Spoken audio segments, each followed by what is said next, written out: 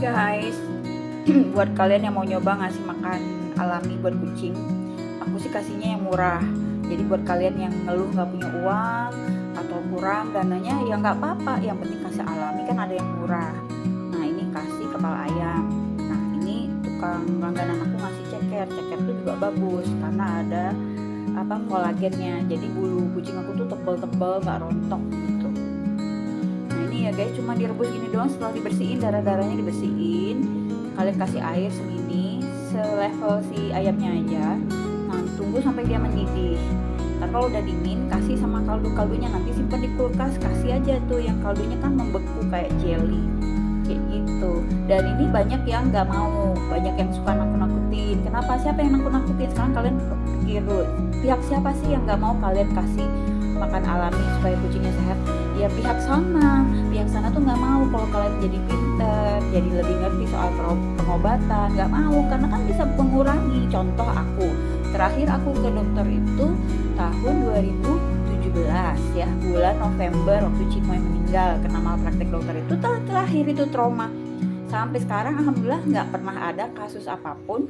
Aku obatin sendiri, flu kasih obat sendiri ya kan. Kalau kayak waktu itu Jejel belum tahu aku ada kasih makanan alami, masih cat food waktu itu, dia pipis darah ya kasih Batugin. Artinya kalau kita bisa punya pengetahuan sendiri, bisa ngobatin sendiri, bisa ngasih pencegahan sebelumnya, kayak misalnya Batugin kan bisa buat pencegahan. Nah kenapa mereka nggak mau? Kamu tahu. Nah pertanyaannya adalah, kenapa banyak yang ngebacot tuh di postingan aku, nakut-nakutin kalian gitu, ngata-ngatain aku. Kenapa? Pertanyaannya adalah tanda tanya besar. Kenapa gitu? Ya karena mereka tuh udah punya pasukan, guys. Punya pasukan yang nyelonong ke sana, nyelonong ke sini. Buktinya akunnya di private ya. Coba kalian berarti yang aku lihat tadi tuh akun orang yang nyerang-nyerang itu di private, guys. Kita nggak tahu siapa dia. Tapi udah aku laporin dia ya, karena nggak sopan di postingan aku. Nah itu aku sih nggak kaget, guys. Udah 10 tahun yang lalu itu pasukan-pasukan penyelonong-penyelonong yang ngebacot-bacot tuh emang udah, entah mungkin saudaranya yang dokter atau suaminya atau dia kerja di dokter hewan, nggak tahu juga. Pokoknya mereka punya pasukan lah. Bahkan mereka tuh bikin page ya di Facebook. Mereka bikin sendiri, guys. Mereka tuh ada itu, nanti ujung-ujungnya promosi satu dokter hewan tertentu kayak gitu. Jadi nggak aneh bagi aku. Cuma kita yang pinter-pinter sendiri. Catsme itu adalah untuk cat lover, bukan untuk dokter hewan.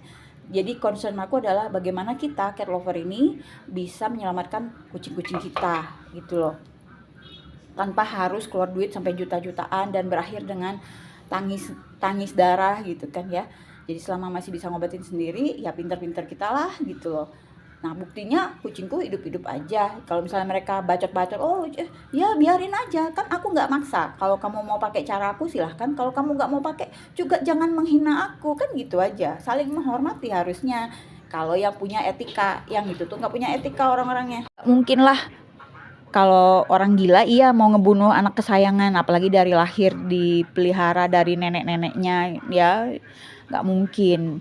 Jadi asal ngebacot aja orang kayak gitu. Itu orang yang menunjukkan bahwa dia tuh nggak punya etika. Jadi mungkin saking ngebelanya ke dokter hewan sampai nggak punya etika, melupakan etika sopan santun gitu. Ih sayang kayak gini. Keluar duit jutaan juga ya, mami waktu tuh rela, tapi kan ujung-ujungnya ya intinya coba diperhatiin, kinerja dokter hewan itu perlu dievaluasi. Kenapa banyak sekali kasus malprakteknya, banyak sekali kasus-kasusnya gitu loh.